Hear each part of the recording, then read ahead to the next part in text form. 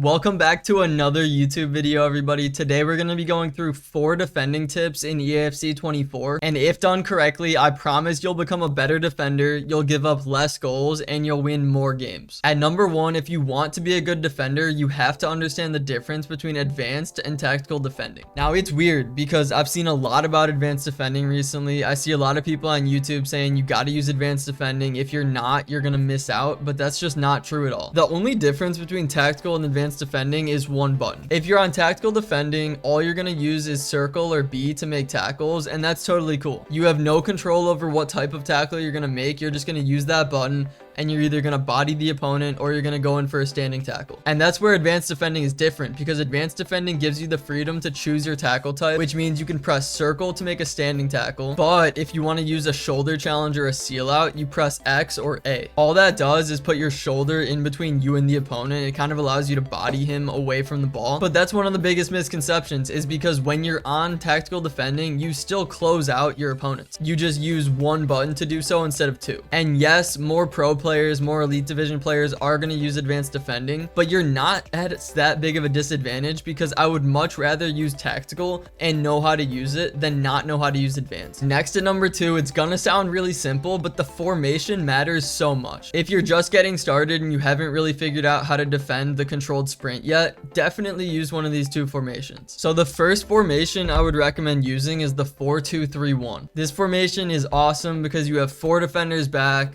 They can hold that line. They're not going to attack too high, so it's just nice to have that stable back line. And you have 2 center defensive mids, which is awesome because they sit right on top of the defense. The only negative I will say is you only have 4 players to attack with, which means you're going to have to get creative. You're going to have to use a controlled sprint. You're going to have to do some things you normally wouldn't do. But at the end of the day, you're playing good defense and you're forced to become a better attacker because you don't have that many options. The next formation I would recommend is the 5-2-2-1. Don't listen to people. Everyone out there is gonna be like, oh, you're playing a 5-back?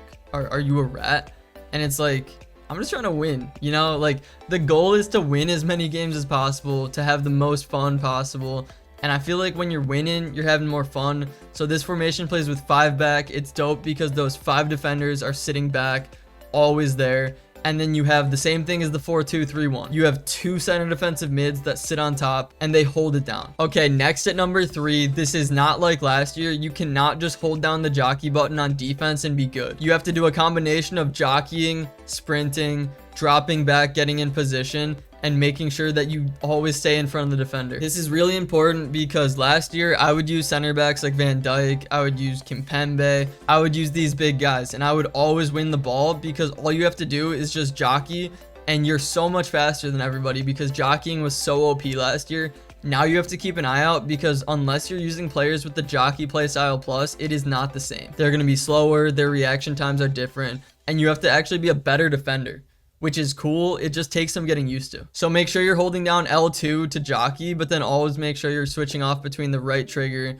to make sure you're in front of the defender. Make sure you're not diving in. And another big thing is you can't just recover towards the ball and win it. When you lose the ball, make sure you are dropping to your position, not where the ball is. You would much rather have a player back in position and then switch to the player that's defending than double team, lose the ball, get scored on because you're out of position. All right, thank you so much for watching, everybody. I hope you guys got some information out of this. Have a good day. Peace.